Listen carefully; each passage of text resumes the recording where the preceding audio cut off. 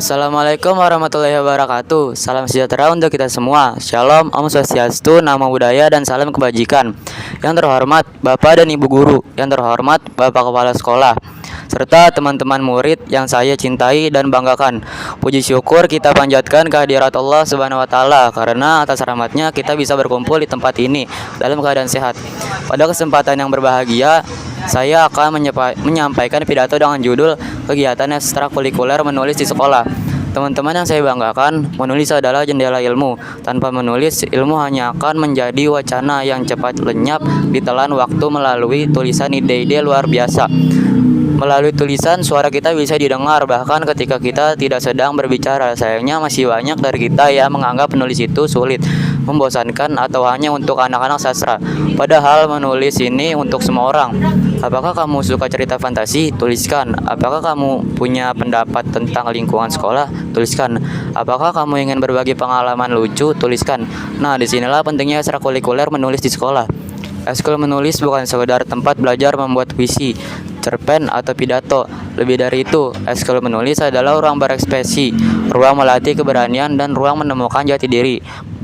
Banyak orang-orang hebat yang memulai karirnya dari kebiasaan menulis sejak duduk di bangku sekolah. Mereka tidak menunggu menjadi dewasa atau pintar dulu. Mereka memulai dari hal kecil, dari kegemaran menulis, catatan harian, puisi sederhana, atau cerita pendek yang mungkin tidak pernah diterbitkan. Namun kebiasaan itulah yang membentuk mereka menjadi pribadi yang tajam pikirannya dan luas wawasannya. Oleh karena itu, saya mengajak teman-teman semua untuk melihat kegiatan ekskul menulis ini dengan mata yang berbeda, bukan sebagai beban, tetapi sebagai peluang. Bukan sebagai kegiatan tambahan, tetapi sebagai kebutuhan. Sebab di era digital ini, siapa yang bisa menyampaikan gagasannya dengan baik melalui tulisan, dialah yang akan unggul. Teman-teman, izinkan saya menyebutkan beberapa manfaat luar biasa dari mengikuti ekskul menulis. Yang pertama yaitu menulis itu melatih berpikir sistematis. Ketika kita menulis, kita belajar menyusun gagasan dari awal, tengah, hingga akhir. Ini berguna untuk semua pelajaran, bahkan untuk kehidupan sehari-hari. Kedua, menulis meningkatkan kosakata. Semakin sering menulis, kita akan terbiasa mencari kata yang tepat. Lambat laun kemampuan berbahasa kita akan meningkat. Kita jadi lebih percaya diri saat berbicara di depan umum. Ketiga, menulis adalah terapi. Menurut penelitian, menulis perasaan bisa mengurangi stres. Jika kamu sedang sedih, marah, atau bingung, cobalah tulisanmu tidak harus sempurna. Yang penting beban di hati berkurang. Keempat, menulis membuka peluang karir. Di era digital, banyak pekerjaan yang membutuhkan kemampuan menulis. Konten kreator, jurnalis, penulis naskah, bahkan pembuat caption media sosial. Dengan latih sejak dini, kita sudah menyiapkan masa depan yang cerah. Kelima, menulis melatih kejujuran. Karena ketika kita menulis, kita belajar mengatakan apa yang benar-benar kita rasakan dan pikirkan, bukan sekedar mengulang ucapan orang lain. Keenam, menulis menjadikan kita pribadi yang lebih sabar. Proses merangkai kata, membangun paragraf, hingga menghasilkan tulisan yang membutuhkan waktu dan ketekunan. Itu semua adalah hasil dari kesabaran yang luar biasa. Jadi masihkah ada alasan untuk tidak bergabung dengan ekskul? Tidak ada alasan sama sekali, karena menulis itu gratis, bisa dilakukan siapa saja, kapan saja, di mana saja. Mungkin ada yang bertanya, apa saja sih yang dilakukan di ekskul menulis? Jawabannya ya banyak dan seru. Di ekskul menulis kita bisa duduk diam lalu disuruh menulis esai panjang. Justru kegiatannya sangat beragam, antara lain yaitu yang pertama, menulis puisi bersama dengan teman yang ditentukan secara spontan. Hasil puisinya lucu-lucu, kadang kocak, tapi itulah proses belajar. Yang kedua, mencari pengalaman sehari-hari lalu mengubahnya menjadi cerpen mini. Tiga, latihan menulis pidato. Siapa tahu suatu hari nanti kamu bisa menjadi pembina upacara atau duta sekolah. Lalu yang keempat, membuat majalah dinding, yaitu gabungan antara menulis dan kreativitas visual. Lalu yang kelima, bedah buku atau tulisan teman. Kita belajar memberi kritik yang membangun dan menerima masukan dengan lapang dada. Lalu 6, lomba menulis internal. Hadiahnya tidak selalu besar, tapi rasa bangga ketika tulisannya dibaca di depan umum itu sangat luar biasa. Lalu yang ketujuh, menulis surat untuk diri sendiri di masa depan. Ini kegiatan yang sangat menarik karena kita bisa melihat sejauh mana perubahan cara berpikir kita. Setiap pertemuan kakak pembina selalu memotivasi kami dengan kata-kata, tulisan yang lahir dari hati akan sampai ke hati. Kami juga diajarkan untuk tidak takut berbeda, sebab dalam menulis keunikan setiap orang adalah kekuatan, bukan kelemahan. Semakin khas gayamu, semakin mudah tulisan dikenali.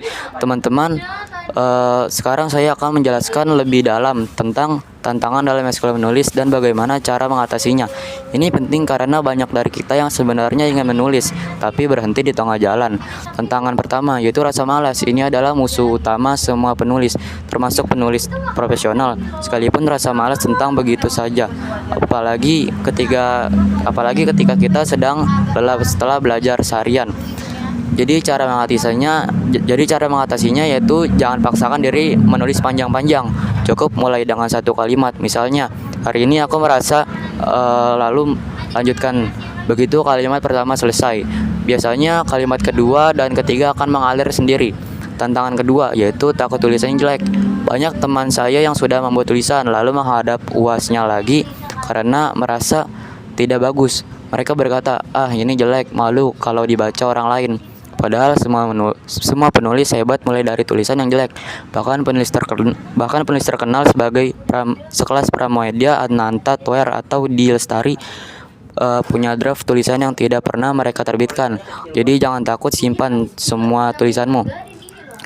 Meskipun menurutmu jelek, kelak kamu akan melihat betapa besar kemampuanmu. Tantangan ketiga yaitu kehabisan ide.